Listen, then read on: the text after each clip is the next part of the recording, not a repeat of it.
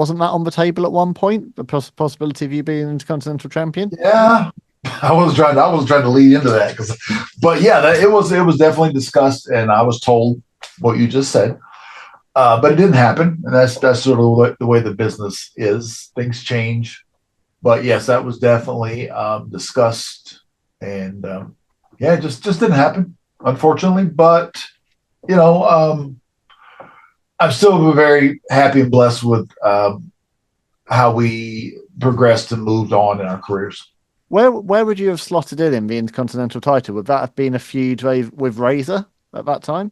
That was actually the talk at the time. It was around I want to say 95 King of the Ring, right in that neighborhood where I had one of the I was on a qualifying match with Mabel, something like that. Somewhere around in that time frame. It was definitely King of the Ring time frame. I remember that. Because when someone tells you that, including it's the office that tells you that, you're like, oh, because I'm thinking, yeah, it's great for my career, but it's a money spot up in the card. Hmm. It's not like now where you have a guaranteed contract, or at least, yeah, it was just a different pay scale. Well, again, yeah, of course. I mean, this is something that, again, is overlooked about that time period. So not only the crazy schedule, but you're all working on this kind of opportunity contract, aren't you? Where you're so dependent on the house drawing well and merchandise selling well, and you're performing in front of crowds which are heavily diminished and incredibly low buy rates by 95. And that's all obviously having an impact on your livelihood, isn't it? And what you're taking home. Yeah, that's why you have to get creative, especially like merchandising and stuff. That's where I sort of went all in on the merchandise thing. Um, that's how I got merchandise, was me being creative on my side of it. They had no plans whatsoever for merchandise for me. So I don't know if I ever told you this story. I'll tell it real quick. Yeah. They didn't have any merchandise for me. So I met up with a graphic design team in Atlanta where I was living at the time, put together this folder of just all my ideas and just all the merchandise I had. And I put it together in a big folder, and I met with Vince and I presented it to him. And he was like, "Oh, these, I can't do them, Vince, but he's, oh, these are great. Oh, get this off to didn't tell me, but whoever was in the room, he said, get these over to marketing or whatever." And I had merch probably, I don't know, within a week or so. Wow. Yeah.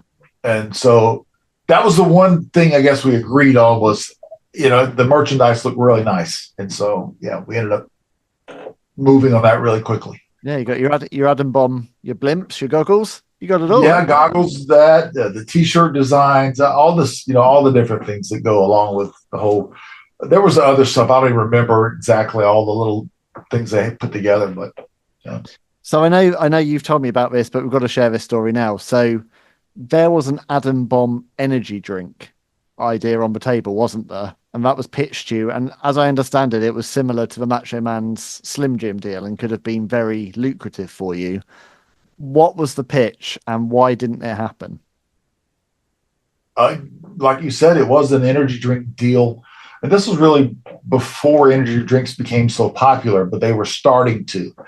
And yeah, we met with the company. I met with their big executive board. I went into the boardroom meeting. I mean, they had this huge cutout of Adam Bomb, the energy drink, everything.